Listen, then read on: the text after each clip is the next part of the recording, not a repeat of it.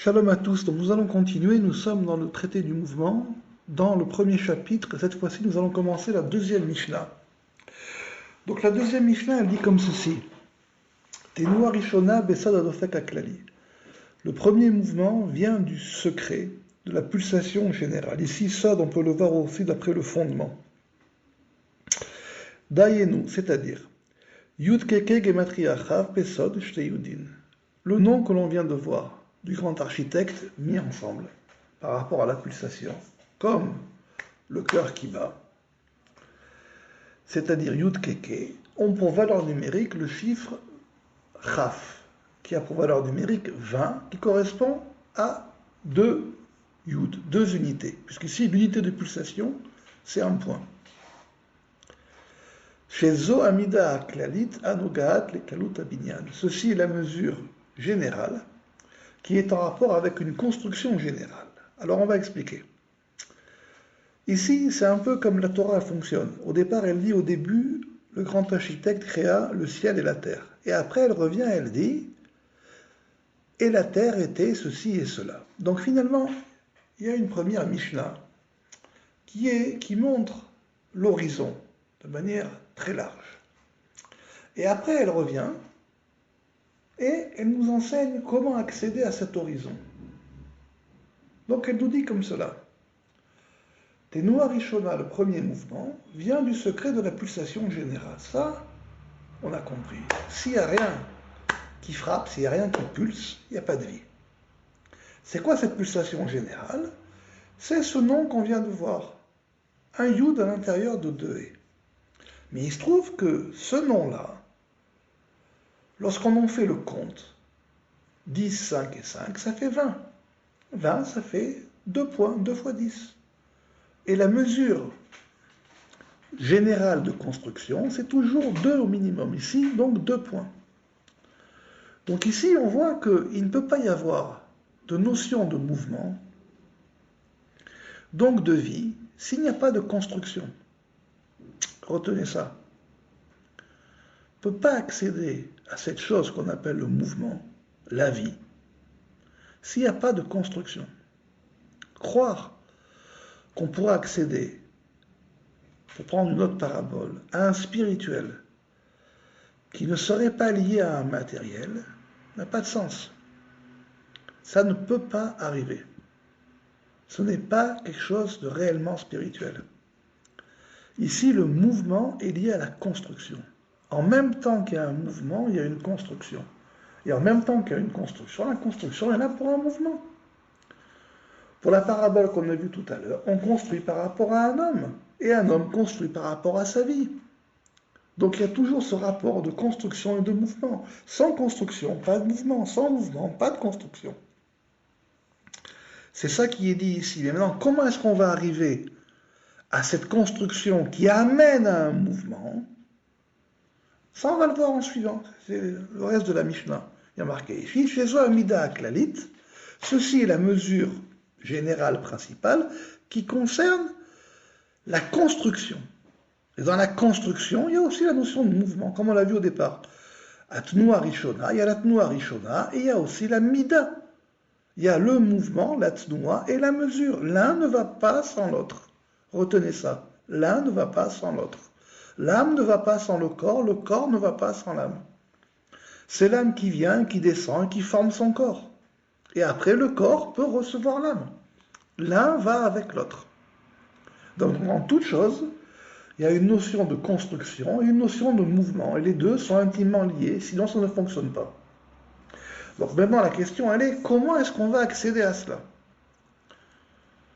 C'était ça que la Mishnah est venue ajouter. Réponse, Rotselomar, c'est-à-dire, Shne madrigot ayordim ou mitlabshim bemadriga acheret.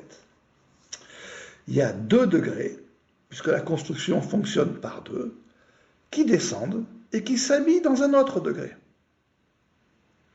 Ok, ça c'est un énoncé qui est donné, on ne sait pas comment ça fonctionne, mais c'est donné ici comme ça, donc il faut avoir la mesure de la Kabbalah. La mesure de l'écoute, dans la mesure de l'écoute, comme je dis tout à l'heure, il y a la mesure de la réception. On écoute pour recevoir. Moshe Kibel Torah Misinaï. Toute la Torah, c'est une Kabbalah. Sans réception, Si dès le départ on est dans la discussion où on veut opposer des textes, confronter des textes, ça ne fonctionnera pas. La voie centrale, la différence, c'est qu'elle n'est pas construite par opposition, c'est pas un pile-poule. Donc première chose, c'est la réception de ce qui est donné, en silence. Ensuite, une fois qu'on a reçu, on va pouvoir avancer sur cette réception. C'est ce qui a marqué après. Qu'il y a 2 degrés qui descendent et qui s'habillent dans un autre degré. Qu'aider la sot klalut achat pour former un ensemble, ou pour faire un ensemble. Cet ensemble-là va être appelé un 3e degré. Donc de manière simple, il y a une mesure. Cette mesure s'habille dans autre chose. Et avec cette autre chose, les deux ensemble, ils vont former une chose, ça qu'on appelle la 3e chose. Alors, la question elle est, ça sert à quoi cela? Omikan vayelar, matri datatnoa. À partir de là, commence le mouvement. Comme tout à l'heure, nous avions 2 et un yud, il y avait un mouvement. Donc ici, commence le mouvement. Mais ici, c'est lié à 2. C'est ce qu'a marqué ici. Alken, c'est la raison pour laquelle Tnuazot, ce mouvement-là, Kolelet Shalosh Madrigot, ce mouvement, il inclut 3 degrés. Donc, une chose, une mesure de construction qui s'habille dans autre chose, et ces 2 choses, l'une dans l'autre, vont en créer une 3e. Je continue. Besod agalgal, dayenu galgela, anikret, kan, gulat. Ces 3 choses-là, qu'est-ce qu'elles vont former? Elles vont former le principe d'une roue, qu'on appellera ici une poulie, qui est appelée ici une goulate, c'est-à-dire un pommeau. Ça vient du mot goulatazav, qui sort de la phrase du roi Salomon, avant que ne se retire ta corde d'argent. C'est de là que ces mots viennent. Nous le verrons plus tard. Simplement ici, il y a un besoin d'anticipation parce que c'est vers là qu'on veut aller. Donc il est normal qu'ici, on montre dès le départ cet horizon. Parce que cet horizon qu'on verra plus tard, cette route, cette ombre qui vient du soleil, vient de là. Et ça vient d'où de là? C'est ça la question. C'est ça qui a marqué. C'est ça que l'Écriture dit. Bereshit bara Elohim. Au début, littéralement, Dieu créa. Donc ici, il y a 3 choses. Donc maintenant, il y a 3 mots. Et dans ces mots, pour pouvoir retrouver ce mouvement, à savoir une mesure dans une autre mesure, qui vont créer une 3e chose, et que cette chose va pouvoir créer une roue. Donc une roue, c'est quelque chose qui tourne. Donc une chose qui tourne, c'est quelque chose qui met en mouvement.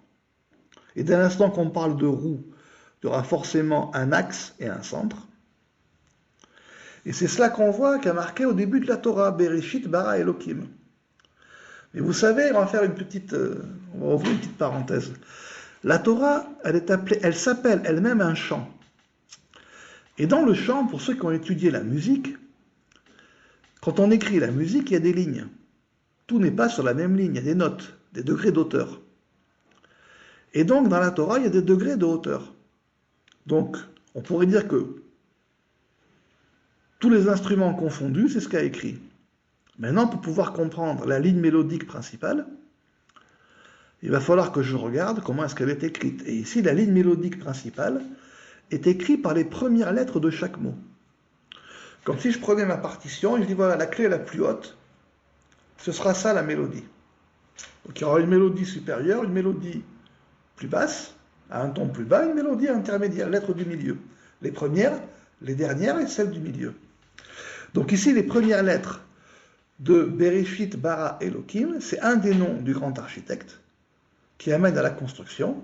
C'est bien Bet, donc 2, de Bereshit, Bet, donc 2, de bara, et 1 du grand architecte de Elohim. Et il se trouve que, donc il y a 2 degrés et 1 degré. 2 qui s'habillent dans 2, ça fait 4. Pour former un 3e degré, qui lui fera 1. Il est bien dit qu'il y avait un fleuve qui sortait de l'Éden et qui se divisait en 4 fleuves. Ici, on voit que la racine de ces fleuves commence dans Bereshit bara pour arriver au nom divin qui, lui, n'a fonctionne avec la première lettre. Et il se trouve que, donc 2 qui s'habille dans 2 pour avoir une troisième chose, c'est ce qu'a marqué ici. Maintenant, si on fait le compte de ces trois choses-là, 2 plus 2 plus 1, nous amène à 5. Nous amène donc à 5. Donc ce nom-là a une valeur numérique de 5. Donc il est lié à la lettre E, qui est la 5e lettre de l'alphabet. C'est ce qu'a marqué après, dans le degré Pesod Atnua Aklalit, dans le secret du mouvement, ou dans le fondement du mouvement principal, sur la voie du Yud Keke. Mais ici, on n'est pas dans un schème de Yud Keke. On n'y est pas. On sait juste que deux mouvements, deux mesures, qui s'habillent dans une autre mesure, qui se trouve qu'elle-même aussi est double. Ce qui nous permet deux directions. Donc une limite de construction. Un devant, un là où on se trouve, un devant, un à droite, un à gauche. On a formé un axe. Donc cet axe-là, c'est la lettre Aleph qui a une droite qui va d'un bout à l'autre, puis un bout à droite en haut et un bout à gauche en bas. Donc on a formé cet axe. Si on met un point au milieu et qu'on l'a fait tourner, c'est comme une poulie. Pourtant, c'est un Aleph, c'est un 1. Et ici, donc, ce qu'on veut accéder, c'est à l'unité. Et cette unité-là, elle-même, elle se décline sur 5, à savoir un point central et 4 directions. Un point central et 4 directions. Et cela va s'inclure dans le mouvement général d'un Yud dans 2 E. Maintenant, la question, elle est, comment est-ce qu'on passe d'un plan, ici c'est un plan de construction qui nous amène aussi à un mouvement, au mouvement principal qui est un Yud dans 2 E. C'est ça la discussion de la Mishnah ici. Comment est-ce qu'on passe de l'un à l'autre? Alors la Mishnah, elle va revenir, puisqu'ici une question est sous-entendue. Et elle va dire ainsi, Ki shne madrigot mitlapshot beshte madrigot kedela asot klalut shel Aleph. 2 degrés s'habillent dans 2 autres degrés. Donc ici, elle dit bien c'est 2 et 2. Alors qu'au départ, c'était une mesure de construction dans une autre mesure pour faire une troisième chose. Et ici, c'est pour faire ce Aleph qu'on vient d'expliquer, qui lui-même va avoir cette généralité. Bien qu'il ne soit qu'un, il est aussi 5, donc 4 plus 1. Et après, il y a marqué, ce Aleph-là, chez Zé Sod Aleph, Shel Be'er Dayenukan Bereshit. Ce Aleph-là, donc qui vient de Bereshit, Bara, Elohim. Il avait déjà sa racine dans le premier Aleph du premier mot de la création, c'est-à-dire au début. Pourquoi? Parce que le mot Bara était déjà écrit au début. Donc c'est un Aleph qui était là au début, qui ne se faisait pas entendre. Il était en potentialité, et on l'a révélé par la suite. Vénishar Shit, il reste donc les mots de Shin Yutet qui veulent dire 6, comme les 6 directions du monde du premier mot. Et ces directions du monde, là, on va les voir après, c'est-à-dire Et Hashamaim ve Et Haaretz, le ciel et la terre. Simplement que les 6 du premier ici correspondent à 6 mesures, justement, de la fondation de l'ensemble. C'est pour ça qu'après, on verra l'ensemble, le ciel et la terre. Donc tout avait déjà été prévu au départ, ça ne fait que se déployer par la suite. Alken, c'est la raison pour laquelle les initiales, donc les premières lettres, et le ciel et la terre, Aleph, Ke, Vav, Ke. Ça forme un nom du grand architecte, qui n'est pas donc Yud, Ke, Vav, Ke, mais qui est Aleph, Ke, Vav, Ke. Et la question ici, elle est, pourquoi ce schème-là? Pourquoi ça et pas autre chose? Et pourquoi est-ce qu'au départ on avait Bet, Bet, Aleph, et après ici on repart avec Aleph, Ke, Vav, Ke? Donc en fait ici, c'est un peu une suite, comme une suite mathématique, et comme une suite logique de résolution musicale, de cadence. Vous pouvez le voir de deux manières. Pourquoi? C'est ce qu'a marqué après, qui Aleph manig et akol, parce que c'est le Aleph, c'est le 1 qui va diriger l'ensemble. Mais c'est quoi cet ensemble ici? C'est le Ke, Vav, Ke. Donc ici, on a bien 2 Ke. Ce qui veut dire, Otseloma en atnua ben ashte ein et la aliado. Il ne peut y avoir de mouvement entre ces deux et si ce n'est que par rapport à lui. C'est lui qui va les mettre en mouvement. Pourquoi est-ce que c'est lui qui va les mettre en mouvement? Parce que finalement, elles viennent de lui. C'est ce qu'on verra après. Mais pour l'instant, ça je mets de côté. Il y a marqué dans la Mishnah, Alken yesh galgila eliona vetartona. C'est la raison pour laquelle on verra qu'il y a une poulie supérieure et une poulie inférieure. Vu que la poulie est liée au 5, il y a ici 2 5, donc 2 mouvements. Dans ce monde, si vous regardez bien, les mouvements sont doubles. Ce qui amène un mouvement à la Terre est lié et à la fois au Soleil et à la fois à la Lune. Et aussi le fait que la Terre tourne sur elle-même, donc un troisième, mais au minimum 2. Quand vous regardez les pôles d'attraction des eaux sur cette Terre, vous savez que dans la Torah, ce n'est pas marqué dans la Mishnah ici, mais c'est marqué ailleurs. La lumière, quand on parle de lumière, avant de parler de lumière, on parle d'eau. Et après, une fois qu'on a nommé la lumière le premier jour, on reparle d'eau. Ce qui veut dire que la lumière est écrite entre les eaux. Ça vient pour nous faire comprendre que le mouvement de l'eau dans ce monde, pour nous, c'est comme le mouvement de la lumière. On doit apprendre de l'un par rapport à l'autre. J'ai écrit dans les paraboles que ce monde-ci correspond au premier et. Donc justement, un mouvement. Et le monde à venir, c'est le deuxième et un autre mouvement. Mais ce sont 2 et. Donc ils sont en résonance. L'un s'habille dans l'autre. Donc dans les mouvements, parce que ce sont des poulies, de ce monde-ci, s'habillent les mouvements de l'autre monde. Donc ce qui doit nous intéresser, c'est ce qui nous amène à ces mouvements. Et non pas se bloquer sur une échelle. L'échelle, c'est ce qui amène au mouvement. Ici, l'échelle des lettres. Bet, bet, aleph.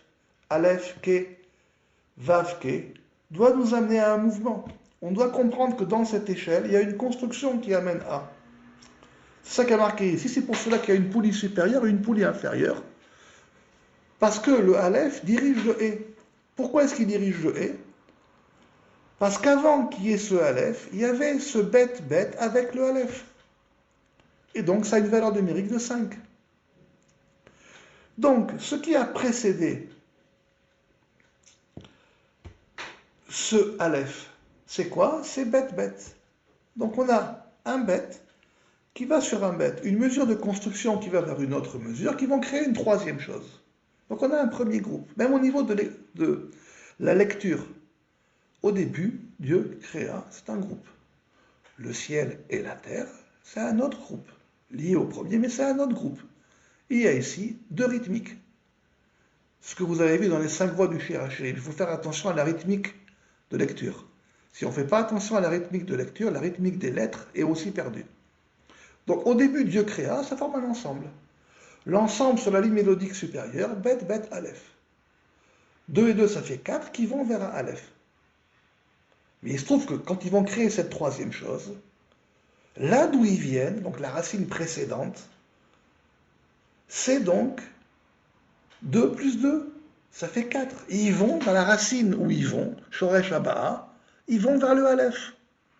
Donc ils vont faire un 1 qui lui-même est un 5. Retenez ça, ils vont faire un 1 qui lui-même est un 5. Parce qu'ils viennent du 4. 4 et 1, ça fait 5.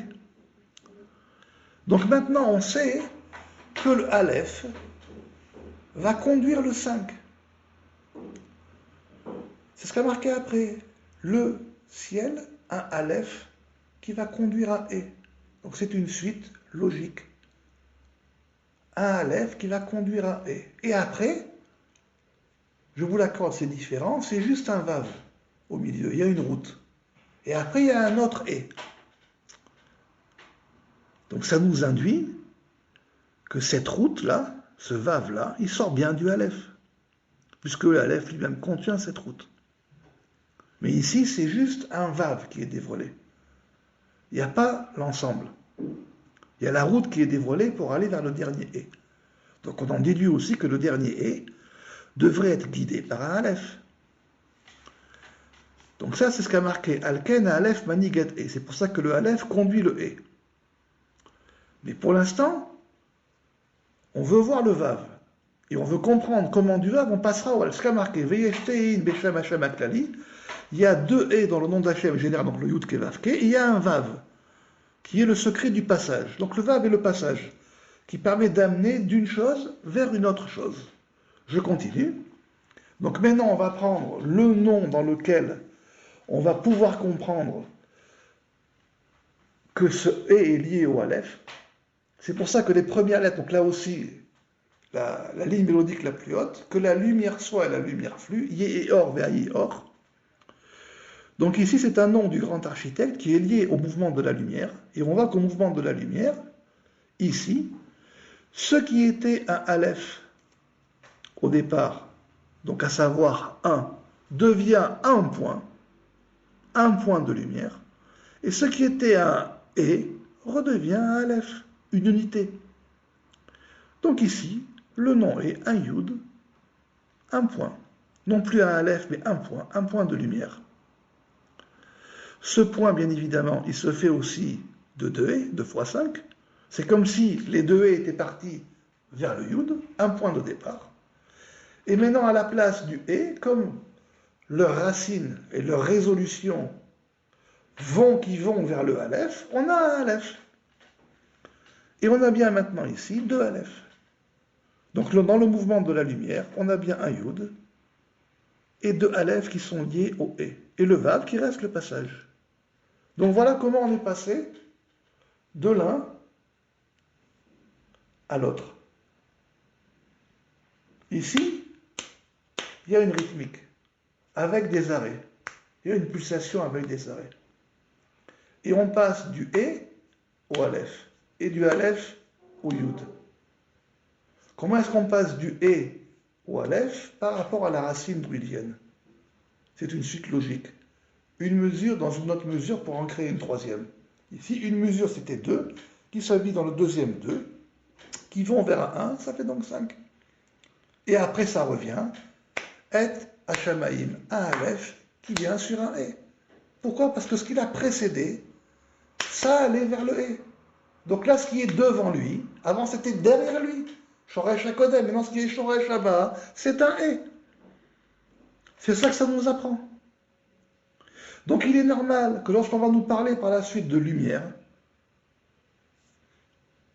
ce nom apparaît. Et voilà pourquoi la lumière n'apparaît pas immédiatement à l'écriture. C'est pas ça qui apparaît immédiatement à l'écriture. Voilà pourquoi le nom qui apparaît à l'écriture, c'est pas le Yud Kevavke. Parce que si c'était le Yud Kevavke qui apparaissait directement à l'écriture, alors à ce moment-là, ça ne nous aurait rien appris sur la construction et le mouvement et la rythmique. Retenez ça. Ça ne nous aurait rien appris. Ici, la Torah, c'est une musique. Donc elle veut nous apprendre sur tous les principes de musique. La voix, les 5 voix dont je vous ai enseigné sur le Shir HaShirim, c'est une voix. Une voix sans musique, ça n'existe pas. Dans une voix, il y a des hauts, il y a des bas. Il y a des signes de cantillation, des notes de musique. Une voix, c'est une musique.